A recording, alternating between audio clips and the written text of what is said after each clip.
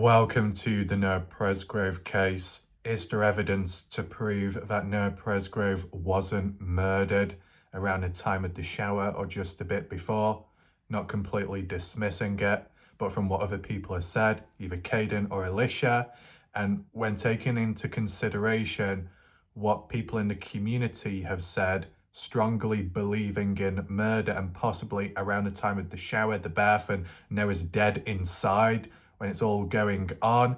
Those same said people also support Caden and Alicia, believe in them. But what Caden or Alicia says doesn't match with what the general public are saying. There's no alignment. So where are people's minds really at? Join me today as we look back at some interesting screenshots and conversations to put it into perspective, to try and make sense of the matter, and for me to give my analysis and reaction in general. It can be a confusing time. It has been a confusing time, and still to this day, people can't wrap their head around details because of the conflicting stories. So let's just work with what we got today. Credit to Tim Daniel for doing a post about it on the case discussion page, and then credit to Joyce Begau for following up on that with additional context. I'm going to bring it all together today, share it with you, and give you my raw thoughts as I narrate over it, with possible additional questions and thoughts which haven't been picked up on yet. So that's a cycle what we continue with. I have done that in recent time with never seen, never asked before questions, deeper videos more than ever, certain psychological approaches which are extremely important keys, themes and topics to pick and weed out of all the confusion and mess, which you can apply yourself. If anyone's confused or you've not seen those videos, don't worry, you'll be able to find it all available, top right corner where the eye symbol is up there, with the full playlist and loose videos attached. For now though, welcome to this video, and for those watching the live premiere, share your thoughts in the live chat on the right side of the screen, the box there. And at any point or time, if you have any additional questions, answers, follow-ups or thoughts, be sure to drop a comment below under this video to start new discussions and to spread the awareness of the case. And if you want to support my channel, below there is a pinned message with links such as PayPal. With that all being said, it will be done a bit of a slideshow today with the screenshots, and as well I do need to do some direct responses to people because one person broke their promise. Typical. It's going to be documented. We've got receipts, we've got evidence. I'm going to share it with you. And then we've got some other humans that have acted out in recent time in response to me. So I'll be setting the record straight. So don't go anywhere today. Very important video, talking and focusing about the themes of the side-by-side incident, rollover, the shower, and from the different points of views. Without further ado, let's begin. Starting with Joyce Begau's post, she said, I'm showing Tim Daniel's post here, but adding on in regard to Caden Pressey when he made his big post onto the group's May 23rd, 2024, within a couple of weeks after he had his second interview with the LE. I believe the first one was in 2023, and then his second one was June of 2024. And then the next interview was Public Partners in True Crime in July, followed by another interview in July, which was the part 2 one for Partners in True Crime, and it was only 10 minutes of Caden Pressey, because then the rest was it Jodie Barth or someone else stepping on in talking.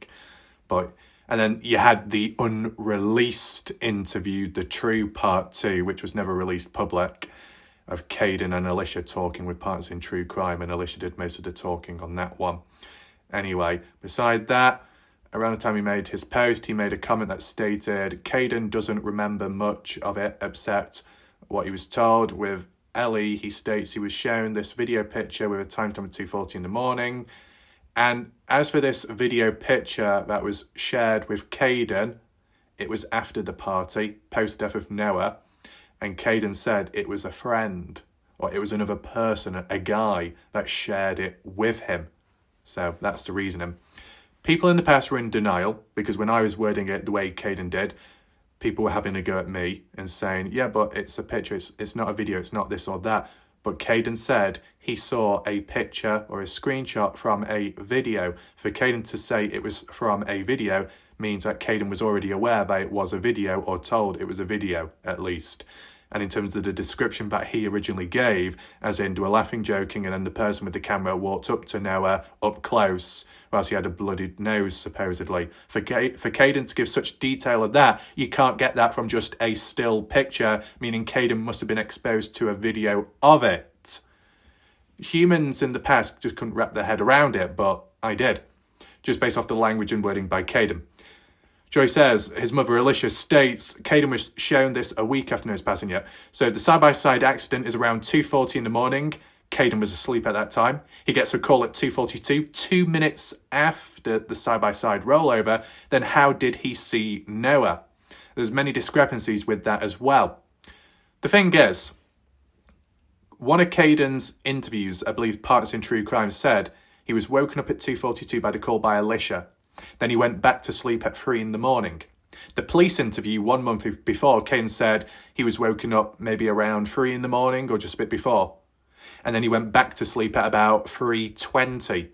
The later Caden goes back to sleep, the more he's going to see around him. Caden in the police interview said, I looked around and assumed that Noah was still present, but he didn't actually see Noah. But in the Partners in True Crime interview, time earlier on, from that timeline, Caden said when he was woken up at 2:42, he saw Noah Presgrove, Jack, and I think Jasmine playing beer pong or near a table, awake, alive. So what's really going on? It is a bit unusual. Based on the Partners in True Crime interview, if Caden Pressey sees Noah and there's no rush for a shower and there's no mention of him being injured, hurt or dirty, and everyone's all calm and normal, how do you go from 2:40 rollover to 2 minutes later casually inside like nothing happened? That doesn't make sense. It's hard to believe that under those circumstances of what I remember. But let's see what Tim Daniel originally said. Since the shower subject was brought up again, which basically means the video that I did, and also, more so originally, what other people were talking about on different pages online, I did a video following up on it, talking and giving questions, the catalyst, and then it leads to an additional follow-up. So it's good that Tim Daniels provided this here with some screenshots as well. We'll get to that very shortly. Once again, some people are speculating that Noah was already dead at that point with the shower, and they were washing away evidence. You'd have to also think Caden was a liar, because he mentioned seeing Noah walking to the shower very drunk, just as the girl said. Yes, very drunk, but also able to walk. He doesn't mention seeing any blood or injuries at that time. I don't really trust Caden's memory, but many of you do, so you may find this information useful in regard to Noah's state at the time of the shower and after the side-by-side went on its side. My guess, this is around the time Caden talked to his mom, 2:40-ish. This is important because we'll get to it in a second.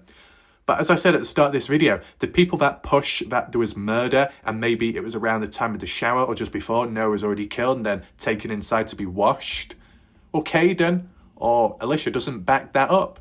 But the people that are pushing that circumstance of death also look up to Caden and Alicia and believe in them. But obviously there's clearly a disconnect there, so who they're going to trust more. So this appears to be not a screenshot, but with the usage of a phone, taking a photo of a screen, a computer screen, a tablet screen, or another mobile device. Actually, it'll be a computer or a laptop because you can see the cursor icon. Facebook Messenger with Alicia Lee from whoever's point of view, having a conversation with Caden's mom. And Alicia says Caden saw the girls with Noah's arms around their necks, walking Noah to the shower. He said he thought Noah was super drunk, so he could have been semi-conscious. If he's semi-conscious, could be because he's drunk, he's a bit out of it, not quite there, side-by-side rollover, the after effects of that. There's a combination, needing assistance, being disorientated, as it was suggested over time. This is what Alicia says, based on what Caden originally stated, not from Caden's own words, just basing it off this one screenshot alone. And as we've seen ourselves already, things that Caden has stated, Alicia has said the complete opposite and vice versa. Mother-son, but not on the same wavelength. Now, Alicia at some point, probably Partners in True Crime interview had said about Caden knew of stuff early on in the case, then told me everything, and over time he's forgotten, but the mother, Alicia, has remembered it, so fed it back to Caden over time. But sometimes that narrative could be a bit warped or a little bit blurred in between lines. Some details could be added, some could be forgotten, things could be changed just a little bit, Chinese whispers, you never know. But there has been inconsistencies, not just with Caden's different interviews when comparing it all together, but what Caden says compared to what Alicia states. I mean, one of the biggest inconsistencies, and I don't think enough people give it credit. Caden Pressey said, well, the police never took my phone, never analysed it, never checked it.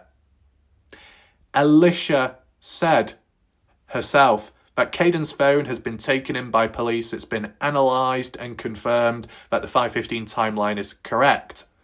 How the hell is that possible? That Caden, the witness, a person of interest under certain circumstances, states his phone was never taken by police, never analysed, yet the mother says it was. Caden's in possession of his own phone, and yet Alicia says it's been taken. It makes no sense. It's a major problem, that. Now, referring back to the original theme of this video, what's being said here is like second-hand information and can still be considered hearsay. It's not good enough, but to the people that believe it's murder but also look so highly up to Alicia and Caden, do you agree with this? Do you believe in it?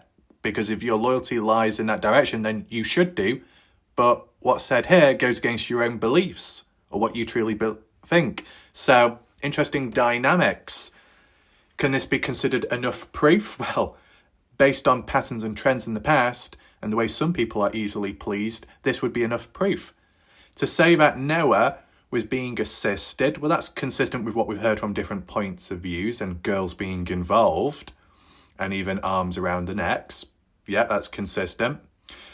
That Noah was supposedly super drunk could well be the case, could also be an influencing factor as to why the rollover occurred. Not driving properly, drunk driving can lead to recklessness as well, disorientation too. But to say he could have been semi-conscious implies the possibilities of still being alive to some extent.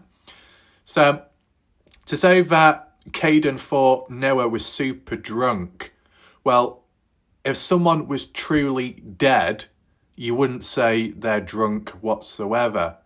When someone is truly drunk, there is a sign that the person is still alive, whether that be slurred speech, slight movement, stumbling, half walking, making a sound, at least breathing, some form of movement to imply that there's life in the person. To say anyone is drunk means the person is alive, they're just not in a good state.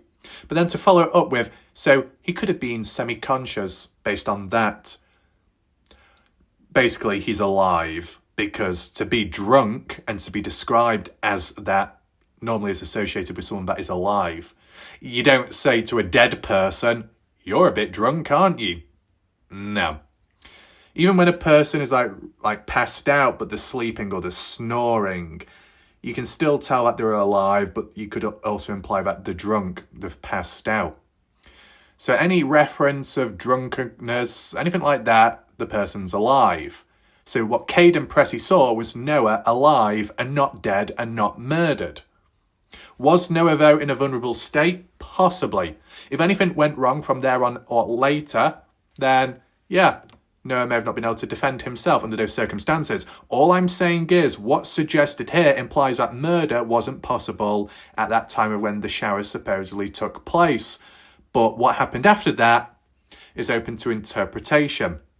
But yes, the whole semi-conscious situation does raise some questions on how did he go from that to then finishing the shower and jumping out and then teabagging people and being energetic.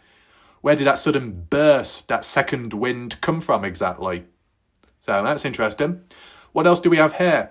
When Georgia, Caden's cousin, left, Caden went back inside and went to sleep. I asked if he saw Noah, and he said the last time he saw Noah, he was mad at a girl and was going to take a shower. This is the one problematic part. Sometimes Alicia gets things mixed up or in the wrong order from when she heard it from Caden, and maybe sometimes how Caden words it himself, people get it mixed up.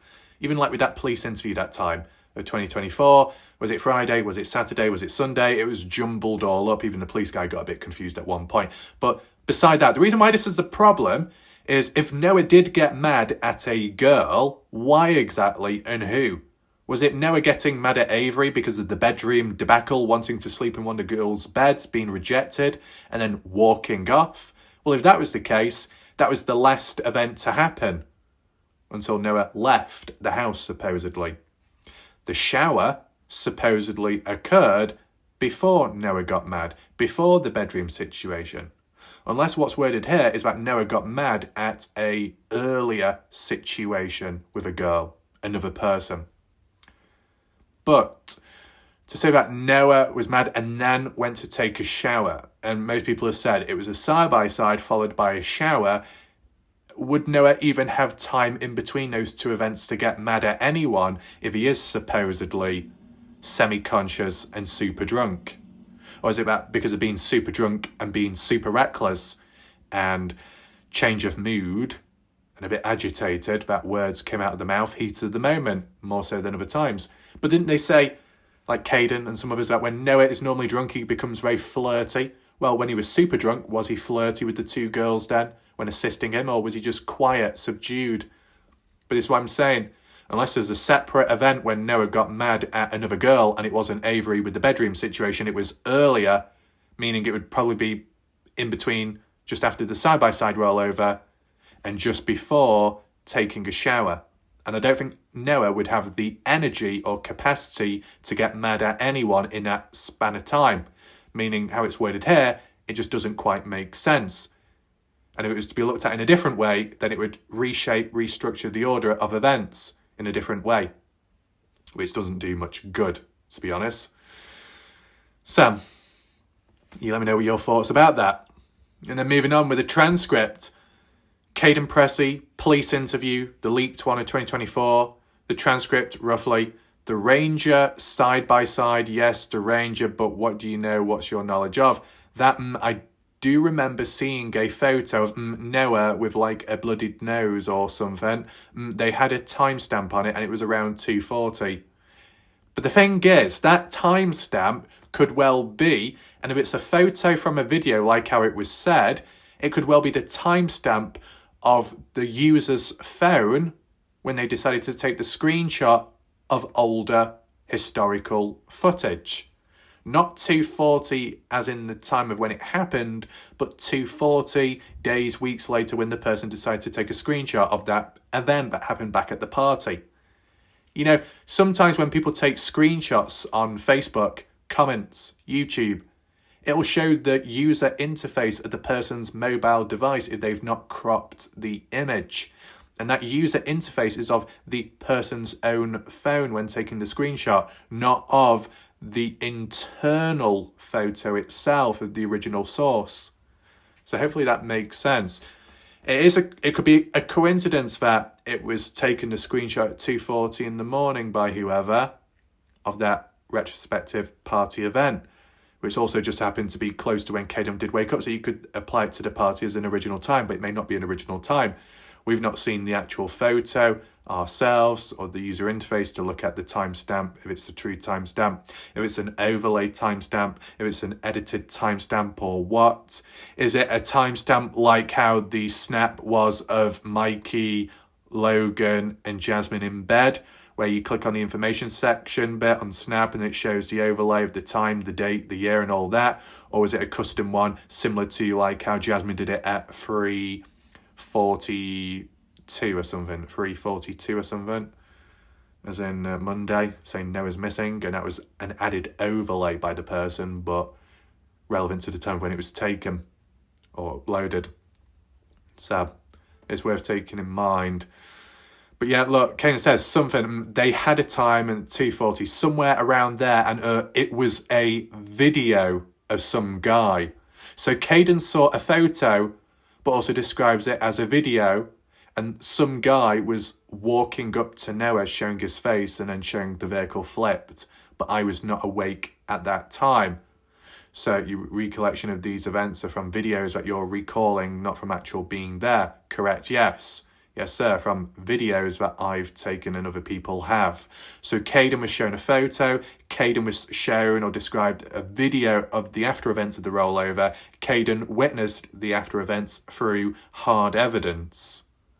So Noah was alive after the rollover. Interesting. Of course, what's mentioned here isn't directly acknowledged here as for events, only that the last time he saw Noah was mad at a girl and then was going to take a shower. To say was going to take a shower implies that Noah independently was going to have a wash.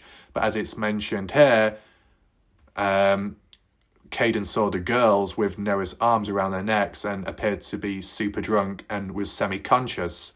That doesn't match the attitude with what's mentioned here. There is a possible chance that maybe this happened before this side-by-side rollover. Noah may have been mad at a girl, was going to take a shower, but then decided to do other stuff in between. Let's not forget, Caden Pressey, it might have been the Parts in True Crime interview, Caden said it was Sunday night, maybe past midnight, when he overheard Noah inquiring about having a shower. Not that he was going to have one right there in the moment, but he was considering having a shower. Sunday night going into early Monday morning, way before the side-by-side rollover. Then maybe he decided to have a change of mind. Just like when Noah supposedly wanted to leave the party house property, then hours later he was quite okay and fine staying at the house. People's thoughts and opinions can change. 1 minute you want this, you're going to do that, and then later things change because you adapt, your mood has changed, other things have happened, preoccupied, distracted. It happens. So that might be why it bounces around a bit. There's a difference between thinking of having a wash or shower and then actually doing it. Even if you said you're going to do it yourself, but then after it's noted as you needed assistance, something must have happened in between that. An anomaly. A factor which changed it from independence to being dependent and being relied on. Relying on someone, I should say. So I think this, if it was true, in this order, would be before the rollover. But this is interesting. It gives a description.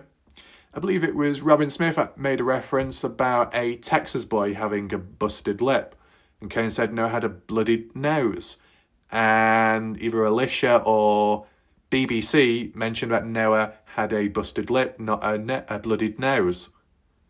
A slight injury, not the end of the world. But you know what's interesting? It was Carter Combs that said no mention or acknowledgement of Noah's injuries. Surely it would have been visible. If you got blood on your face or running from your nose, a broken nose or not, a cut, a bruise, whatever, it should be somewhat noticeable in the moment. And Carter made no reference or any acknowledgement of it in her post when talking about the shower. So that's strange. It seems like BBC, who wasn't even there, Brooke acknowledges that Noah had a slight injury, but Carter, on the same side, in support groups and all that, Carter, who was actually there, didn't mention anything about an injury.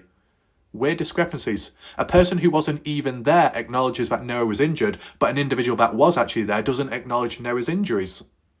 How does that make sense? Weird, unusual.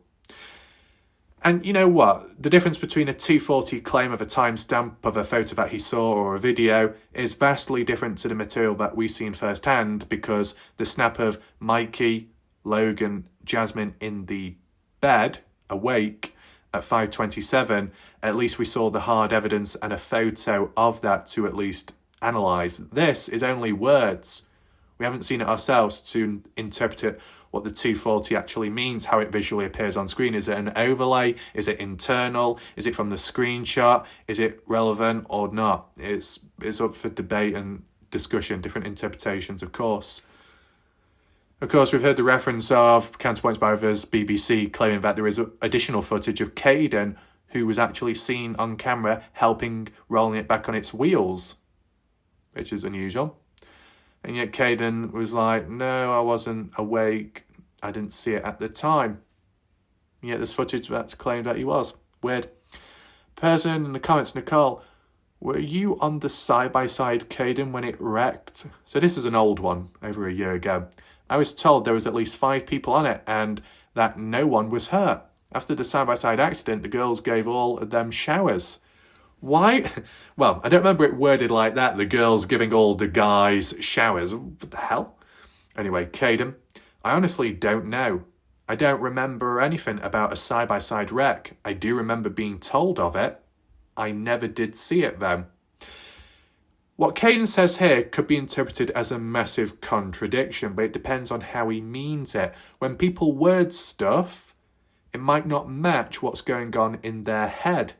They want to present something in such a way to explain what they really think and feel or know, but how it comes on paper or text, it doesn't quite hit the spot. What I mean by that is, Caden gives a bit of a vivid description visually of what he saw post-event, post-death of Noah. He wasn't there in the moment to see it, fair enough, but he was shown the after effects through footage, and that's why I was able to describe it. So when Caden says, I do remember being told of it, I never did see it though, he probably means I never saw it live, I never saw it in the moment, but I was told about it, as in shown it through footage. Just to show that not everything is a contradiction, just it comes down to misinterpreting the wording. So what else do we have here? Alicia. A person said, hey, beautiful. Okay. That picture Caden saw of the side-by-side accident, does he remember more? And Alicia said, Caden said someone showed him the video about a week after Noah's death. That would be consistent with, I think the police interview, yes. Caden said Noah had a bloodied nose. He said he doesn't remember who showed him. He said he honestly can't remember, so he doesn't want to guess. Okay. But whoever it was that shared it with Noah, was it a party goer, yes or no? Or is it just a random individual? And why was Caden shown it? Did Caden ask for it in the first place? Or did some random guy decide to think, you know what, I'm going to pick out Caden and share it with him? Did the guy share it with anyone else? Or was just Caden the one privy to it? I wonder. Caden said the side-by-side was already turned upright. It was in the grass, someone was standing behind Noah and Noah was laughing at the camera standing up. He had a bloodied nose. He thinks this was on Saturday before he got there. What? Now clearly this is in the past. Things have changed since. He thinks this was on Saturday. Oh no. Oh no, Andrea. Are you still there, Andrea? Oh no. What are we doing with this? Before he got there, Caden was the one who said he was there on a Saturday. Alicia was the one in a voice message sent to Joyce Bergow via Facebook Messenger. Alicia stated on behalf of Caden, which I shared with you already on my channel, that Caden wasn't even there on a Saturday. He only showed up too late, which was past midnight going into Sunday morning. So Caden in the police interview said, I was there on a Friday. Caden in his Partners in True Crime interview, I was there on a Saturday. I don't want to talk about Friday, for whatever reason. And Alicia says, no, Caden was there on a Sunday. Make your mind up. You're either there Friday, Saturday, or Sunday. It really shouldn't be that difficult. That's a level of inconsistency. And isn't it so weird how such an innocent person who's not even a defendant on a wrongful death lawsuit is one of the most inconsistent people, or collectively most inconsistent? And I say collectively, involving Alicia. It's not an attack, it's an observation. If people see it as an attack, well then it's an emotionally driven experience for those people involved, and that's not balanced. Sides have already been chosen by that point. A mess. But this can be considered old screenshots. Things have changed over time. So not to get too confused. Tammy said, so there should be a video of the side-by-side on its side and some guy walking towards Noah and Noah having a bloody nose in the evidence that was given to Noah's estate by OHP. In one comment I just read, I think it's Caden's mom said Caden thinks that the side-by-side on its side and Noah with the bloody nose was on a Saturday, which would be weird. Joyce, he would have noticed if it was from Saturday night or Sunday night. Reason I say that is by the shorts.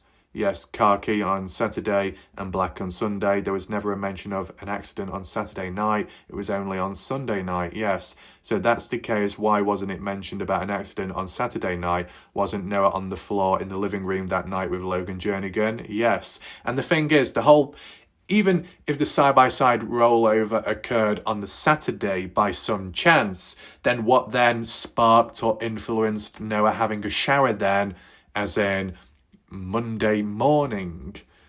Because all this time it's been worded as side-by-side rollover, Noah got dirty, sticky, dirt on him, needed to wash down, hence had a shower. In this case, what exactly? If you used to take the side-by-side out and Noah distancing himself from people, is that what links in with the wrong narrative, the misinterpreted one of Alicia or so, when she said about Noah was mad at a girl and then decided to take a shower, instead of Noah had a side-by-side rollover, escorted by girls to have a shower, and then did some stuff, then went to bed, went wrong, argued with a girl, got mad and walked away. Different narratives, different perspectives over different times. I'm not too confused by it because I'll give you my raw thoughts and interpretation at the end. Okay, so don't go anywhere. But beside that, we got this individual that commented on Tim Daniels' post. Cassie Burden with a beanie hat. As you can see there, I don't know if it shows on screen. Whatever. Cassie says to Tim, I don't watch RAF. Oh, Cassie. It's not RAF. We're not on first terms yet, Burton. Miss Burton. It's warlike RAF to you. But Cassie says, warlike RAF, he regurgitates old sheet to keep his channel going. And I have no patience for that. You're saying we are to believe what Alicia said this time, just trying to keep track of Alicia's lies and Alicia's truths list. Anyway, good discussion, shaking my head. With an emoji of a sad face looking down. Oh, Cassie, you're using the wrong emoji for the wrong abbreviation. You need to get a grip of yourself, okay? I think what you need to do, Cassie, take that beanie hat off, allow your scalp and hair to exfoliate and welcome in the energy waves about, because you need to get a grip of yourself if your perspective, your introspection is lacking. Your outwards perspective is piss poor, okay? Bit of a peasant-like mindset to have. So let's set the record clearly straight. To state, warlike RAF regurgitates old sheet. But I don't. What I do, Casey, I look back at historical events. I look back at previous posts on Facebook and comments. I compare, I contrast, and I add on, and I react. I wasn't there at the start of the case in 2023. So if I'm looking back at old stuff, I'm not regurgitating it because I'm looking at it for the very first time on my channel. The difference is, with other people who have been around much longer, those that go round and round in circles like a broken record. What I do is different. I look back at old stuff. I refer back to regurgitated conversations by the hands of other people, and then I add on with new thoughts, new perspective, different questions. I analyze, I break it down, and I stitch it back together later. I go through the doctor's approach, Cassie. Dr. Warlike RAF. The doors are still open for a one-on-one consultation. If you'd like to step on in right now, we can see to it and begin the process. Because it appears, Cassie, Your beanie hat has been glued onto your head with some super glue. You cannot pull it off, and if it is pulled off too much, the hair will come off with it. My God, girl, what are you going to do about that? I think we need to slow things down just a little bit, right? Because based on what other people have said, and possibly broken records too, I don't think Cassie is in a position to be talking. So that's a bit of a reoccurring theme, like with other people, right? There's a difference between looking back at old things and adding on in new ways, and then what other people do in comparison or in contrast. Those that just go back to old stuff and basically recite the same old thing with no change, no progress. I don't go for that approach. I evolve. There's been moments where I've looked at stuff in the past in a certain way. A month, a year later, I've gone back to it, and all of a sudden, I've questioned more, I've seen more, I've picked up on more, I've looked at the hidden meanings behind it all, and progress has been made. And it's not just with this case, it's with the Kenny Veach case. After returning back after 2 years of absence, I've gone deeper than ever, I've gone harder than ever, I've done videos every single day, when in the past I did 1 or 2 a month. Because of the influence of true crime, the videos, the styles, and the depth that's needed for that, how it's helped transition on over to complement previous stuff that I've covered in a more adaptive way on a more consistent basis. That's not regurgitating old stuff, it's adapting. It's moving forwards, Cassie. Adjust that hat of yours, put that hair over your shoulders, because it's clear that you're carrying the weight of incompetence on your shoulders. Get a bit of a haircut as well, and that might help alleviate some of the stress and strain, okay? It's not old shit. There is still meaning behind it. Maybe your fashion sense is a little bit outdated, but beside that, if you look ahead, there is still unfinished business. There are grey areas in these events. The side-by-side, the shower, the reasoning behind it all, the anomalies, the factors that change and can be interpreted in different ways. The situation with Alicia and Kate, it's not about lies, it's about inconsistency. It's not about lies, it's about when it comes to the discrepancies.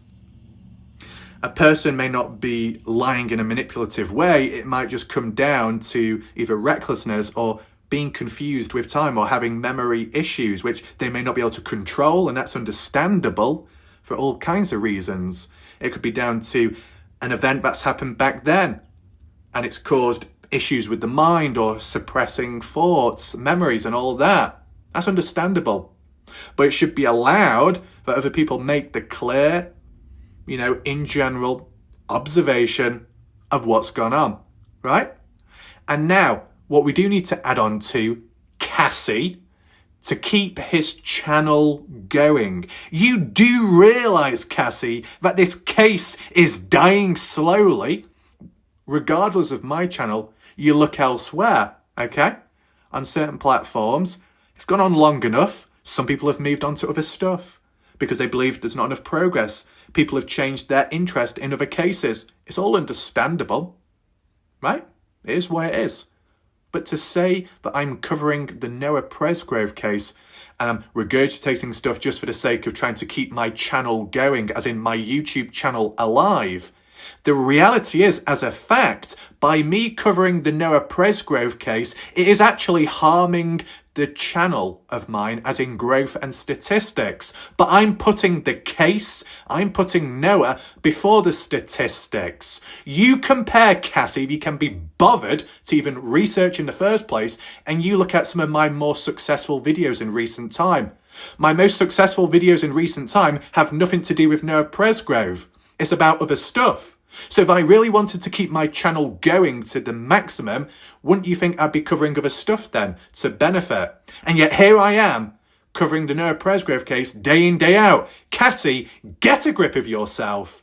Start being less impetuous, being less egocentric, and go from somewhere. I think it was, who was the other one? Shannon Sullivan or something.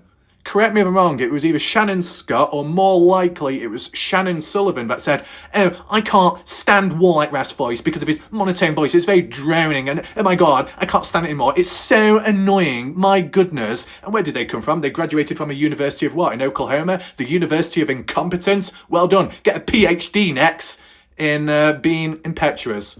Okay? Or you could graduate from the Warlight Raph University. Tim Daniel has graduated from the Warlight Raph University. Joyce Begau has contributed and, passed the certification process at the Warlight Raph University. That's why she's getting more fish more than ever when out fishing, upgraded on the boat as well. Twin turbo fuel, man. Zooming on through the water. Parting the waves more than Moses could ever do in life. And then, who else have we got? I can't remember everybody. But yeah.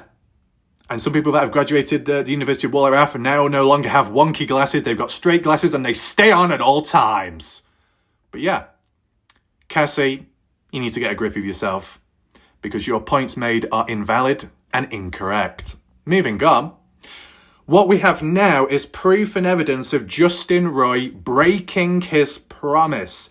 I took these screenshots as of today, so it's historically accurate. 6 days ago, Justin Roy left some comments on one of my videos on my channel, going on and on and on. And towards the bottom, highlighted, if we zoom in, Justin said, should have just told the truth. We would not be here if they just told the truth from the beginning. Watch and see. By the way, I'm done here. I will not comment again on Warlight Raph's channel. He's a flip-flopper too.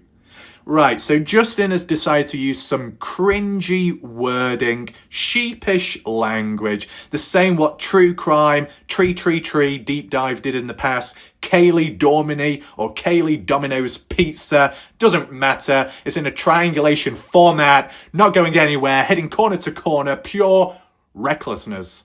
Okay? Sheepish language, bingo caller type wording, buzzwords, the lot. We got a full house with Justin on that day when doing that analysis.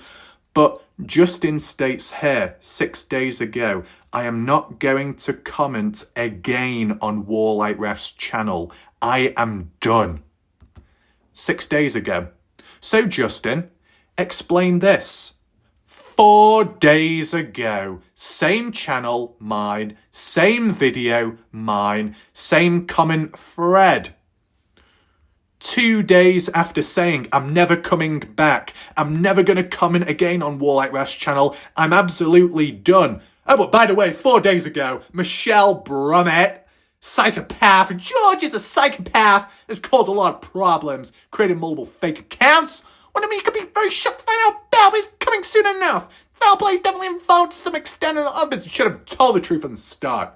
But by the way, I best talk in my normal voice now, because of course people will become very vindictive and start twisting and turning, twisting more than Oliver Twist could ever possibly do.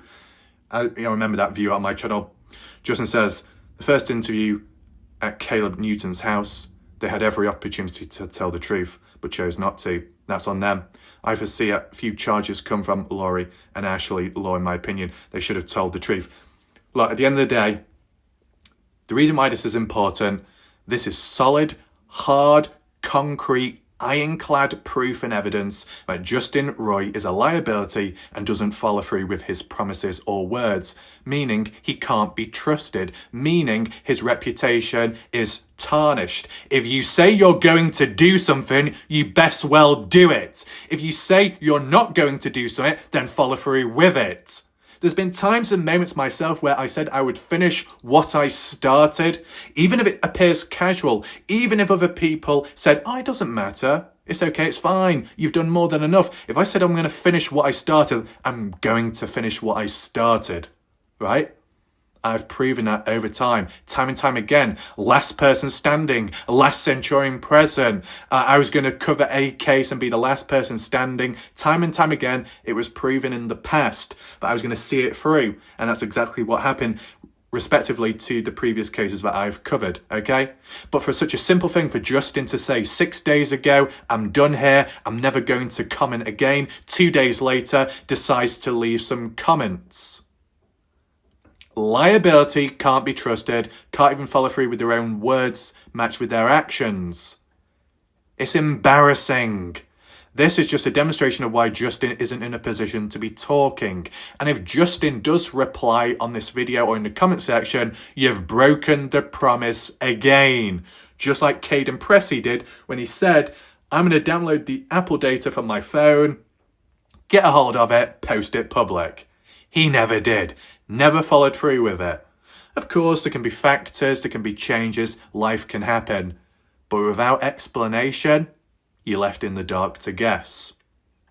So, beside that, the only other person what we've got is an individual, whoever they are, default profile, recently commented on my channel called Wendy. Forget about Donna's house, Justin Roy. It's all about Wendy's house. We got Bendy Wendy. What does Wendy have to say? You need to calm down.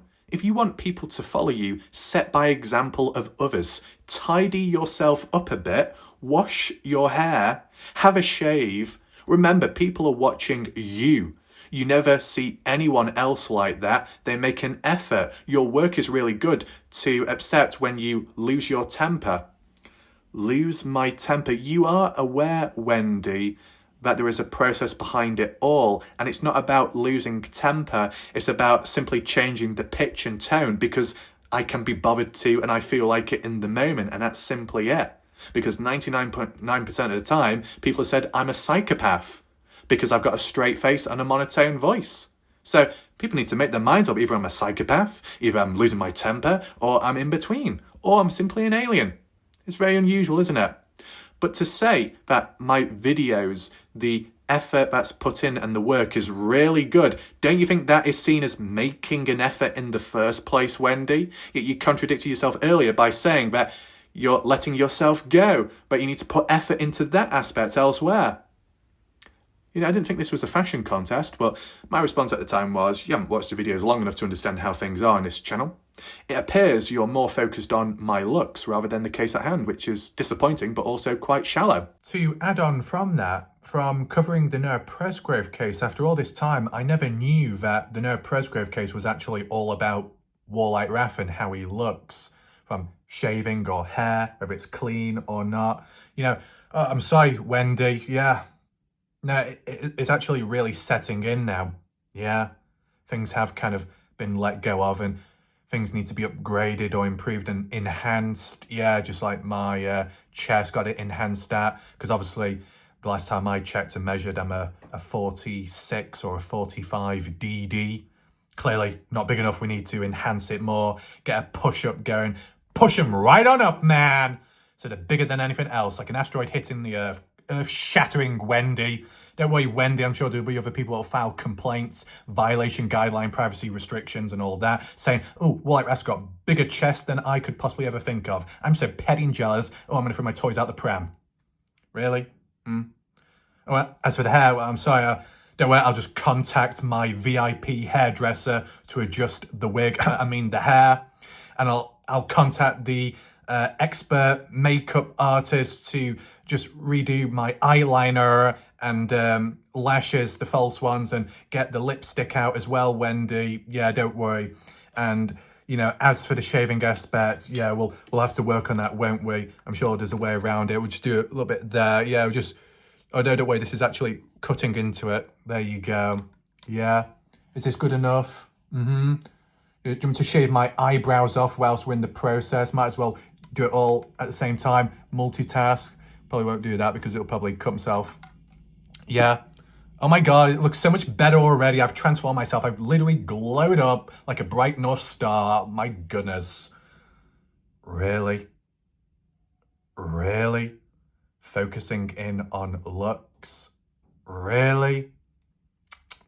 Disappointed, Wendy. Very disappointed.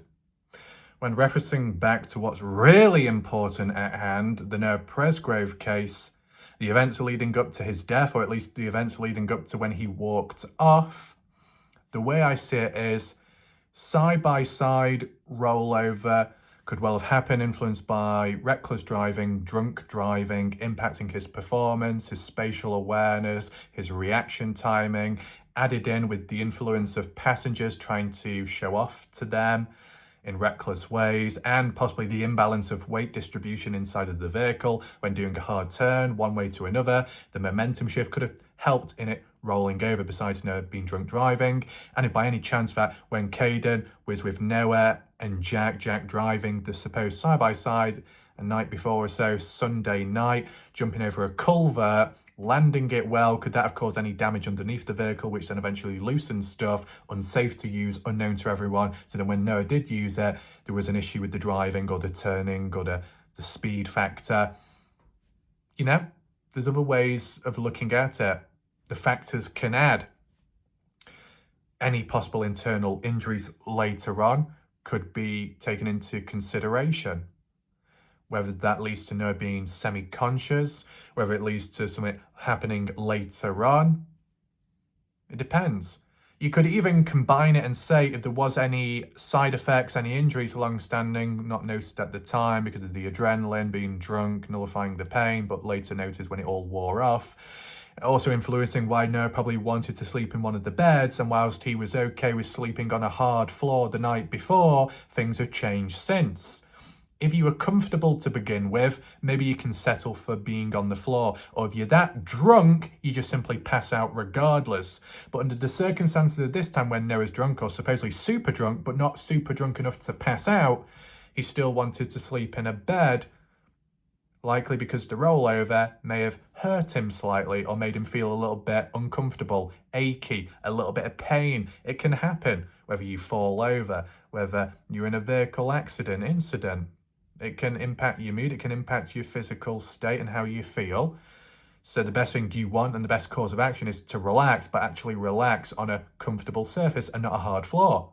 So the event of a rollover makes more sense on the Monday it happening, because then that can influence why Noah wanted a shower to wash the dirt off, and then influence why he wanted to be in a bed rather than a hard floor to relax, to get rid of the ease of the pain and the strains. Whereas Saturday, if it was claimed that's when the rollover happened, Noah was okay sleeping on the floor with Logan, and you'd think if he was injured or anything like that, he'd want to sleep in one of the beds. Yet he didn't. And if he did sleep in one of the beds on the Saturday, he probably would have higher chance of sleeping in the bed then than he did on a Monday, because he was able to sleep beside Logan Jernigan, and that's only when Avery noticed and got a bit jealous or supposedly threatened Noah and Logan. So if it all or part of it happened on Saturday, Noah would have had higher chance of sleeping in the bed with Logan, but because it appears to have happened on a Monday, and Avery already finding out about Logan or having suspicions of Logan and Noah being together in some capacity, no chance of sleeping in the girl's bed. That's the way I say it. The timestamp at 2:40, it's important, but we've not seen a screenshot or a photo of that to look at it firsthand, so you can only go off of it so much, right? And I still think the timestamp, I'm not saying the timestamp is fake. No. What I'm saying is the timestamp could have been misinterpreted as something else, which it's not. A timestamp of when a screenshot was taken. For Caden to say a photo or a photo from a video, if it's a photo from a video, it's going to be a screenshot. If a screenshot is taken, you take a screenshot from your phone, your tablet device, maybe even desktop. It'll take a screenshot of everything that you see on screen, including the current time for you in real time, which does not match the video or thing you're watching, which is historical. So if that timestamp was left in and not cropped out, Caden could have seen it and assumed it must have meant as in at the time of the party, when it really wasn't. But we don't have any hard evidence or material to look at for ourselves to determine the reality. That's unfortunate, that. But still, there's secrecy, there's grey areas with the rollover, but considering the videos that I did in recent time and the mention of a shower, the mention of what other people think is Noah already dead in a shower, even when you put aside the practical reasons and the common sense of taking a dead body into a house full of witnesses isn't a bright idea and surely someone would see it, when you take in mind the discrepancies and what other people have said, I understand it's messy. It is in a way. But then you got to look at the order of what it's said in and who it's said by. Caden Pressey said at 2:42 he was woken up, right? Maybe in the police one he was woken up at 3 in the morning. There's a time difference there, it's a problem. And when he went to sleep, 3:20 or 3 in the morning, depends which interview you listen to. It's a major problem. So either one interview's right and the other one's wrong, or vice versa. Doesn't really help us. And it's what's mentioned within that time frame of what Caden saw and witnessed. If Caden truly saw Noah with Jack and Jasmine playing beer pong at 2:42 in the morning up to 3 in the morning, in between that span of time, fair enough. Because then likely the side-by-side rollover may have happened after 3 in the morning.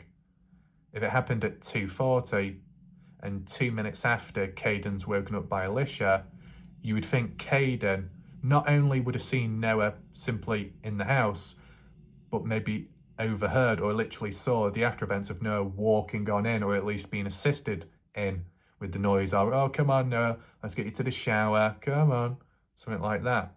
But no, Noah was standing up fine, talking or playing beer pong with other people from 2:40 to 2:42.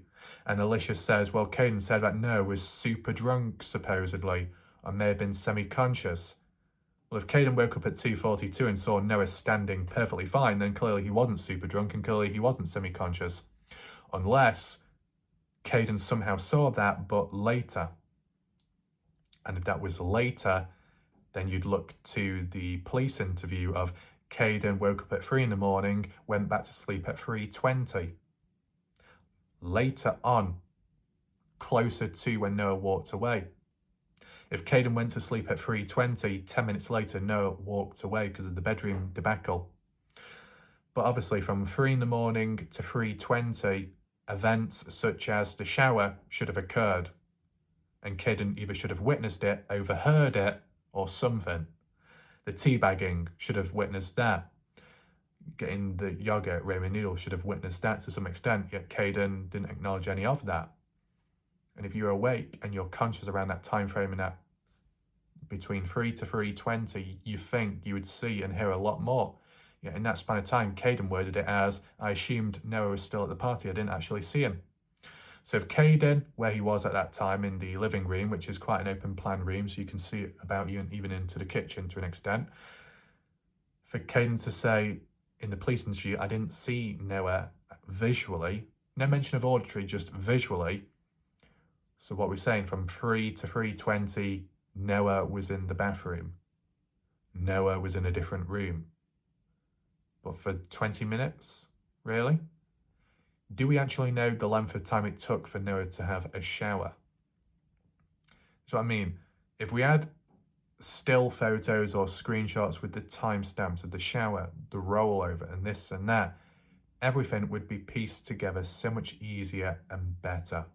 So simple, so easy to do, but extremely restrictive, as in it not being released. It would clear up a lot of confusion. It'd probably settle a lot of minds and thoughts, but it just hasn't happened yet. If it comes to court and later, much later, then it probably will. But look, with the Dylan Rounds case, that was done 3 or 4 years later. Lots of files, bits of evidence, material and all that. Not all of it to the eye may have been super, super, super important, but it was still restricted and locked and gatekept until when it was approved of to be released with everything else. It's problematic in a way. It's a shame, but it is what it is. But you know, for certain stuff to be gatekept must mean it holds a level of importance to the case. So if an innocent event is gatekept, there might be more significance to it than what people think in relation to the build-up to Noah's death. It's a fair way of looking at it, because if it's not that big of a deal, then why can't it be explained a little bit clearer? The fact that it was even released on Facebook publicly to some people in the early days, who the hell by and why exactly? If it's already been released public and then retracted afterwards, damage already done technically. Shame no one had screenshots of it, but at the same time, no one probably expected it to be wiped away after. People want to talk about phones being wiped at the party, stuff being deleted. Let's focus in on the footage, the material that was actually posted post-death of Noah onto Facebook and then deleted after.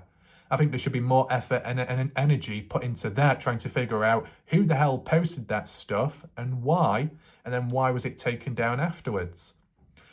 Because supposedly when it was done and it did happen, there was a time window, there was an opportunity to truly learn, which would be extremely valuable now. The thing is though, when it happened, I wasn't around in the case. If I was and saw it, I probably could use it till this day, possibly. But then it makes you think, some stuff that was posted, then later removed. If you had a screenshot or you had it archived and then you posted it online yourself or did a video, would the police reach out to you? Would people in the background reach out to you and say, hey, you need to take that down, privacy violation? See, what I'd like to know is the whole mystery linking back to that Facebook group conversation on Facebook Messenger where it showed Alicia doing a call to arms, encouraging other people, if you want to help, report Warlight Ref's videos to YouTube. Report them, get them taken down. Why? It was never explained. And on a side note, I'd like to know, separately, before that, why were some of my videos to do with Jack Newton, the Warwick boating accident, Caleb Newton's official statement to do with what he knows of in the case early on, why were those videos and then a third one or a fourth one removed because of privacy violation guidelines when everything was of public information to begin with? Who the hell reported those videos? And then the odd of a video later on that was taken away too, which might have been to do with Caden Pressey or Alicia. What's going on there? Trying to silence me? Naughty, naughty. People are going to be silencing me, and other people are going to be impetuous. It might appear that a new tool needs to be brought out and used. And no, not the BBW. Cretins aren't deserving of that. Not a chance. But something more firm and more stiff is needed. Okay? So it's time to debut a new tool of Dr. Warlight Ref. Some people said this is some kind of cheese board server. There's no cheese that's going to be served, but there will be a form of discipline that will be served and may be served in the future. Now, it does come with a little thing where you can wrap it around your hand, but it's rather too small, so I could only put a few fingers into this hole just so it doesn't fly off. But, you know, as said, I do test everything before anyone else. I am very considerate.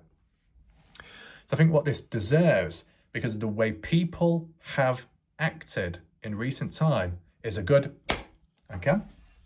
Yeah? Oh.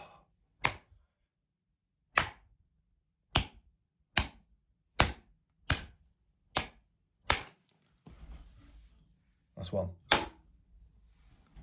Extremely, extremely effective and no pleasure whatsoever. Not at all. Exactly. So that's what happens when humans want to act out. They'll be treated accordingly. It's necessary. With that being said, though, hopefully you found the video somewhat interesting. At the end of the day, is there enough proof to say that Noah Presgrove wasn't murdered at the time of the shower or just before? Well, if you think so highly of Caden Pressey, or more so Alicia, then it comes across that way that murder did not occur. And when you combine it with the other events and what we've heard of, from one event leading to another, or how one event could have influenced the next, yeah. I think up to a certain point, it comes across that Noah wasn't murdered. As for what happened after that point, it's open to interpretation. That's all I'll say. One key thing to acknowledge though on the sideline is, I know when I was covering it from the dark side and the possibilities of it being an accident, I know Justin Roy had a tantrum for his toys out the pram, so did a few other people, Petty Pam the pram, and anyone else in between, Jan, #1 bestseller New York Street Wall Street journalist extraordinaire, memoir extraordinaire, Jan Fiorillo. You know, they've been disgruntled at times, but it is what it is. But when I started covering it the last few months, as in possible murder, as in possible cover-up, as in disposing of Noah's body, theories only and thoughts, Justin decided to leave a comment on my channel and say, oh, where's all your people, Warlight Ref? The Tim Daniels, the George Chodens and everyone else in between, the BBCs, they're all quiet all of a sudden. They're not showing up. I wonder why. Whether they showed up or not, Justin, you know the difference is they didn't complain though. That's the difference between them and you. Because the moment I decide to change it up and look at it from a different perspective, you, Justin, have a little petty tantrum in a very pathetic way. Just because I'm looking at it in a different way which you don't agree with. You throw your toys out the pram. And yet, when covering it from the dark side, and then if I switch it up to something else which the dark side don't agree with, did they have a tantrum? Did they have a protest? Did they stop watching? Did they complain? Did they bitch? Did they moan? No. They can actually control themselves appropriately. Says a lot, doesn't it, Justin? Big difference. I mean, just a good example, and it's just a example. You got Tim Daniel being on both sides, as in what could have been the cause of death. When you're on both sides and you transitioned over time, you get that full perspective. So Tim Daniel, he's not going to complain. He's not going to moan, as in with what I cover and what I do, because Tim respects my channel and how I cover stuff and the process behind it. Tim actually has a brain, unlike some other people, you know, as in being able to understand the process, as in being able to understand the language and wording. And with that fuller perspective, he knows what it's like there and there and in between. There's more patience with Tim in a way. And yet other people don't have that patience. The moment I drift away or move on to something else, people are like, oh, no, you're going away, you're being paid off, you're being manipulated, you need to return back. What? Yeah, can't look at it just one-sided. Even from other perspectives, when you had Melanie Fagan, who didn't complain, didn't show any resistance when it came to me doing videos on Caden Pressey in a positive light and then more so in a negative light, making those valid observations, because Melanie has that full perspective as well. Another good example where they can see it from Caden's point of view, but then with their own mind and thinking for themselves, they've also seen the alternative perspectives and even some contradictions along the way, which have made them question Caden within reason. And that's why Mel can understand how I do things on my channel without complaining. But when we do get outsiders, and when we do get petty people, others out there, they lack the depth. They lack the understanding. I mean, like Cassie Burton, or Casey Burton, lacks the understanding and depth, hasn't done the research on my channel. And many other people as well out there, which may come from one area more than others. So, yeah, it's just how it goes. But I make these observations along the way so then people keep up to date with where things are at. Because I'm sure you, the viewer, as much as you're okay with being here or whatever and interacting with others, you like to know who's who. Because, look, I've been in that situation where we've seen it, or I've seen it with some people, like that person with the red teapot profile picture, whatever the name was. And then Beth, I crashed my car, C-A-R-R, car, who acted one way here and then acted the complete opposite elsewhere. And that teapot person, it's like they had either multiple personalities or they were very two-faced. You might see a positive side and then they act negative behind your back elsewhere. It's not necessary, but you'd like to know about it to get it out of the way so the next time they smile, you know it's not real and it's not genuine. You know they're a tosser. So, yeah, get out of the way. And with what I experience and what I see myself, then I can share that awareness and then you see it for yourself and then you won't get screwed over. So it's worth taking in mind down the line. But I think we'll leave it there for now. Interesting times. And it just shows that videos like this and the previous ones have generated new discussions and bringing stuff back up. So clearly, these so-called regurgitated videos do have an influence and a catalyst effect on people for then it to follow up in future conversations and whatnot. So we'll see what happens next, whatever twist or turn around the corner. Said some video ideas coming along the way, see what people think of that. But in the meantime, we'll leave it there. Thanks for watching. I appreciate you and those watching in the background. And even last night, the amount of people that showed up last night, it was positive to see. So I'll see you next time. For now, goodbye, good night.